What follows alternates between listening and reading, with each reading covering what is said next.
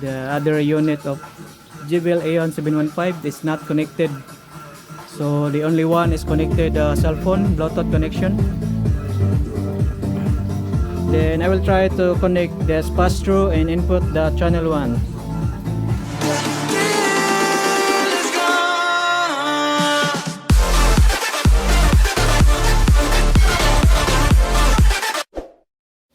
Hello everyone, my name is Jbl Eon from Jbl TV, and for today's video I will show you on how to connect the Bluetooth device to my Jbl Eon 700 series. So this is my Jbl Eon 700 series. The model is 715 and already re-updating the firmware version from 6.1.5, and now the update version is 6.1.7, and then the other unit here has already updating from 6.1.5, and now the firmware version is 6.1.7. and so I will try to connect the Bluetooth device from the new firmware version, because there are some feedbacks the Jbl Eon 700 series the Bluetooth device can anyone access. So before I will start this video, so please don't forget to subscribe to my YouTube channel Jbl TV and click the notification bells for more updates to my YouTube channel. So don't go away, stay tuned. So first I will try to connect the Jbl Eon from Samsung Grand Neo to Bluetooth the cell phone. Long press, then the pop-up here and on.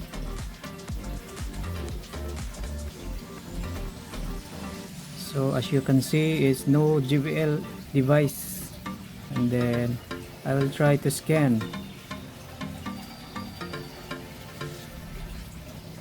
No Jbl, and then I will go to the settings of the Jbl Eon. So first here the other unit, go to settings and go to the Bluetooth audio pairing.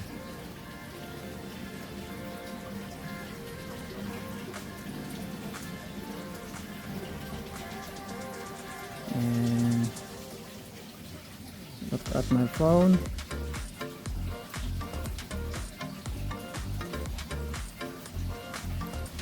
So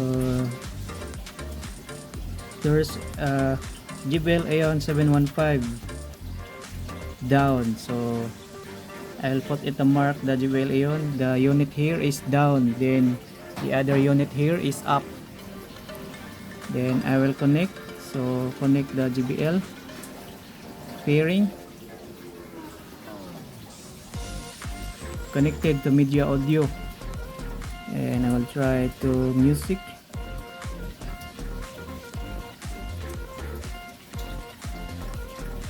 Music.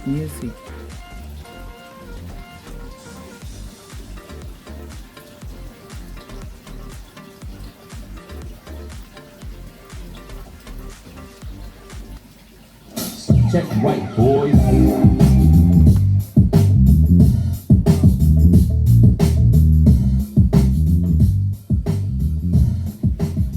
Wow, it's damn.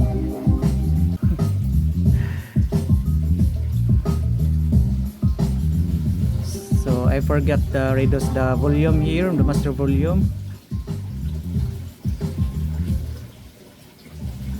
Whoa.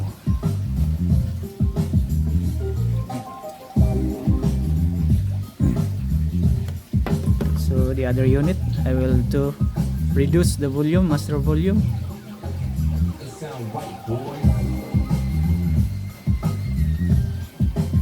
So the speaker and the Bluetooth connection is already connected.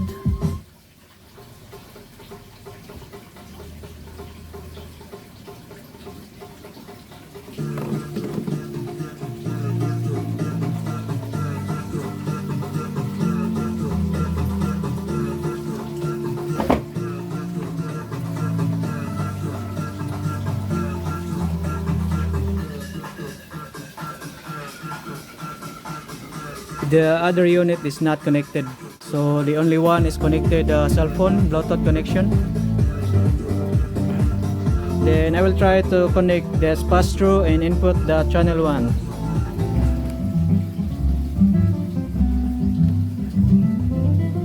Connect the pass-through and then input the channel 1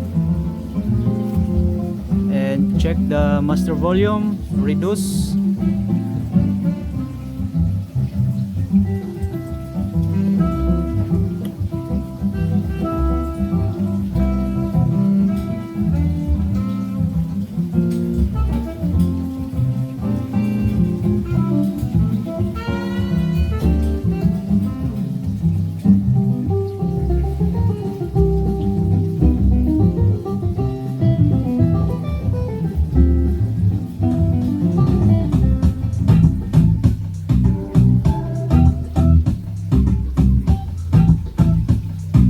Of the speaker are connection of the audio, and then one of the unit is connected the Bluetooth device.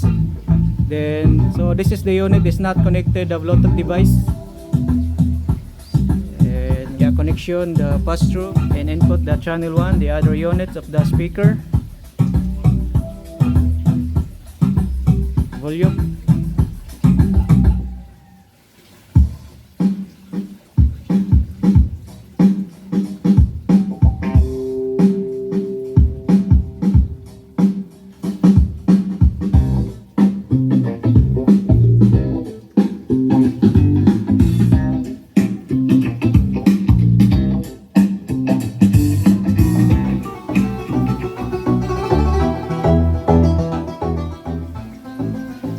And then I will try to disconnect the Bluetooth connection to my cell phone.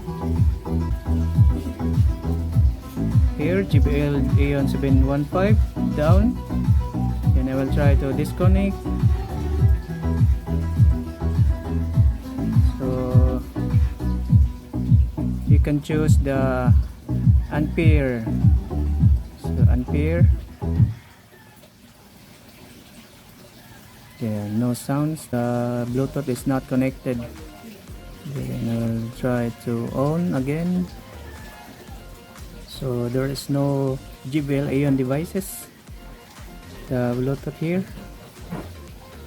No pop up the Jbl Eon scan. No pop up here. And I'll try to pairing again. Go to the settings, so you can select the audio Bluetooth pairing, push enter, and look at the Bluetooth devices.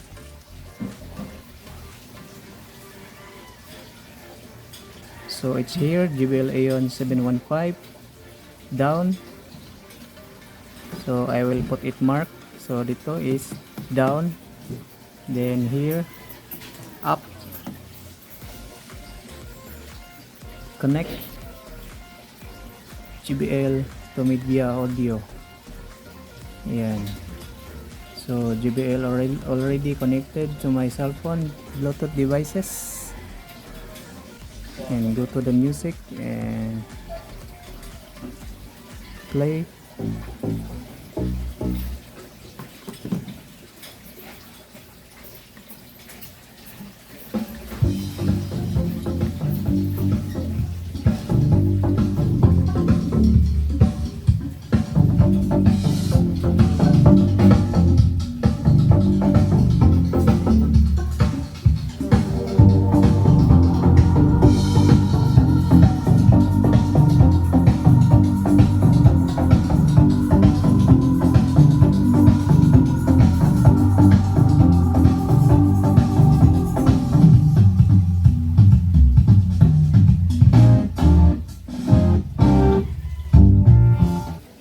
So and then I will try to connect the Bluetooth devices, the other unit of Jbl Eon 700 series, and I will disconnect this Bluetooth here,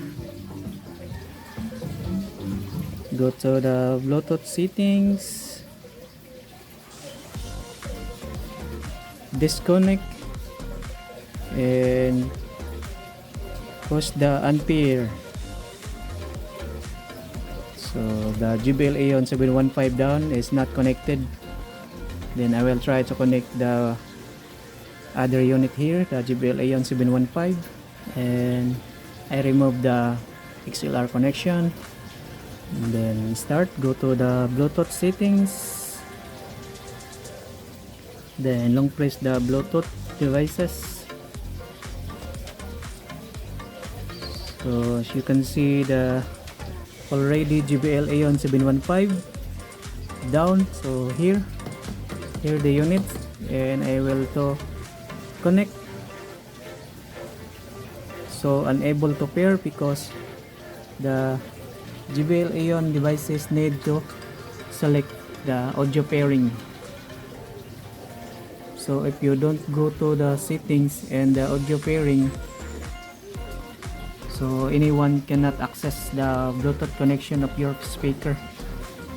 So need to select your audio pairing, and then the Bluetooth, connect. So it's there, already connected.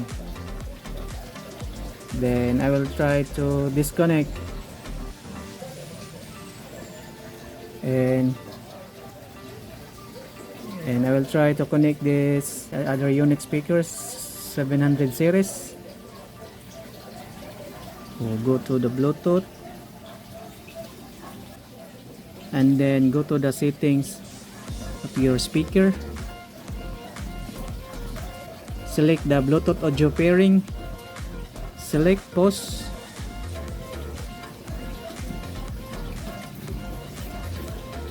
scan the cell phone. So there is a pop-up of your cell phone, Jbl Eon 715 up. So I will put it the mark, the JBL this unit. So up this, and here down. So select the up,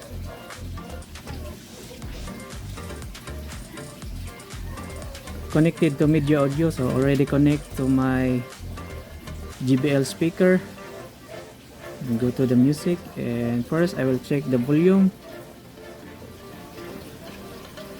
Yeah, the volume is already down, and play the music.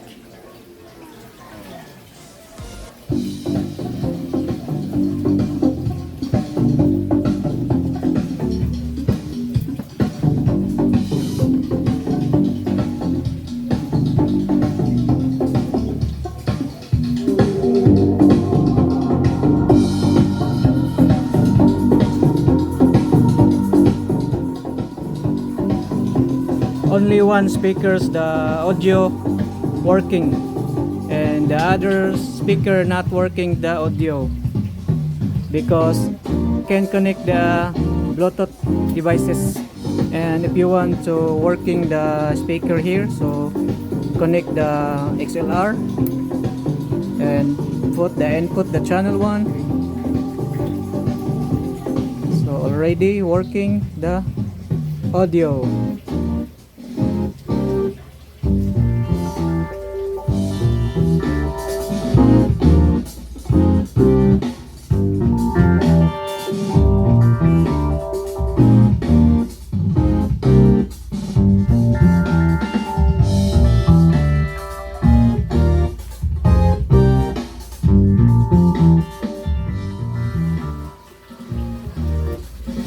Both of speaker connection to the audio, and one devices the connecting the Bluetooth, one speaker here the connecting the Bluetooth, and the other speaker not connected the Bluetooth devices.